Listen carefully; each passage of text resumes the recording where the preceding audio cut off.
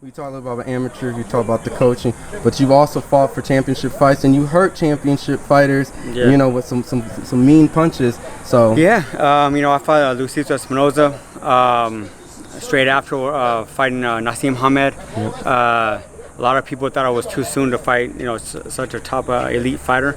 But at that time, I was up here. I was sharp, you know, sharp as attack, and I was ready to take on that challenge after fighting Hamed. Yeah, I did fight Hamed as well, and he was a really tough competitor, as you saw the fight. And but I think I gave him all he can handle. Absolutely. You know, the defensive slick back when he moved his head back. Oh yeah, he definitely got punched a lot more than once. Oh yeah, and when I dropped him, you know, he came back, he bounced back up with a bloody nose, a loose tooth. Yeah. You know, so, no, yeah, definitely. I think they called it a slip or yeah, one they of called, them? yeah, but that was for sure a knockdown. Oh, definitely a knockdown. The referee, I don't know, he was he might have been looking to fight outside the ring. Yeah. But no, yeah, you know, I fought Jorge Paez. Jorge Paez was my coming out.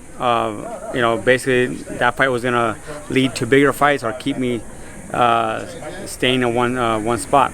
So fighting him was actually a dream of mine growing up. I watched him growing up, and so being in the ring with him was definitely an honor. You know, and the outcome was great. You know, but again, it was such an honor to be in that ring with him, and you know, looking up to him. And speaking of pleasure and honor, it's an honor talking to you now, seeing the fact that you've had a illustrious, you know, career throughout boxing, and adding to that, you're probably going to be in the most prolific, you know, 2, 3, whatever they want to count it, top 3, top 2, top 1 most prolific, biggest boxing event that's going to happen. You know, I know some boxing fans, this is a YouTuber and things like that, Yeah. but what's your thoughts as Jake as an opponent? You know, I don't want to say like you know, YouTuber. I mean, is that, you know, he's just he's a beginner fighter. Mm-hmm. You know, I he's a like any other guy who came off the street.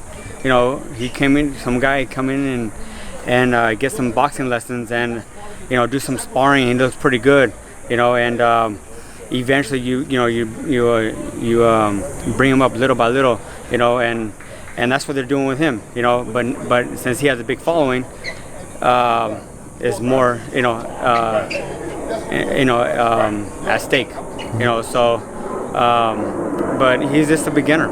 You know, he has a couple of, you know, good punches here and there. A lot of good beginners do. But again, what makes the difference is that he has this following. That's all it is. You know, but Rockman, he has he has a lot of experience.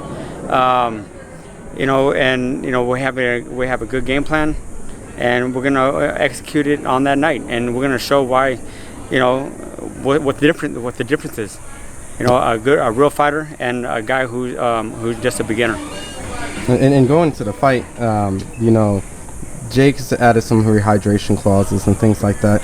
You know, Rock is fights at heavyweight. Yeah. For some of the fight fans or things like that, is that gonna affect anything with Rock's? To be honest, I really don't think it would, because I mean, you want to go into the ring feeling light. You don't want. I mean, you put on too much weight, you get hydrated too heavy, you're starting to feel sluggish during the later rounds. Yeah, you might feel like you're hitting hard, but you know, it's gonna take its toll later on in the rounds. So I think this is gonna be more beneficial for Rock, because he's gonna still be lean, he's still gonna be ready to fight, and he's gonna be hungry. You know, so he's gonna be fast, he's gonna be, you know, distributing that power, and he's gonna be ready to go. Now the world just got just a little small sneak peek. It was just like a little. It's like you guys just tied your shoes on right when I turned the camera off. Then that's when the bombs was coming. How hard does Rock really hit? You know, in comparison to just someone's head getting smacked by. No, he can punch. He can punch. I mean, look at my thumb. I had to wrap it up. Oh, really? So I mean, he can punch. You know, but I mean, power doesn't mean anything if you can't land, right? Mm-hmm. So it's all about, you know, setting up your power shots and creating opportunities, and you know, and then displaying the power. But that's going to be the key, is setting up and connecting our power. You know, not just wasting our energy. It's going to be creating opportunities and being ready to go.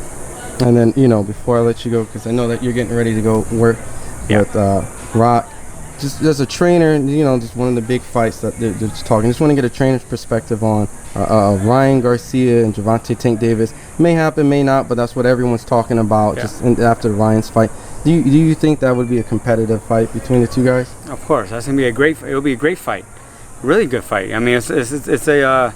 I think it's a flip of a coin. You know, they both have very good styles. You have a little Mike Tyson, quick. But not only Mike Tyson, but I mean, he can box too. You know, so I mean, he can also counter. You know, so and then you know Ryan Garcia, he fast hands, he has speed as well. He's nice and long, so he can keep him out. So I mean, there's a lot of things that can play in that fight. I just think that whoever who has a better fight plan and sticks to it and doesn't lose focus, I think they can win the fight. But it really depends who's gonna be the dictator in the fight.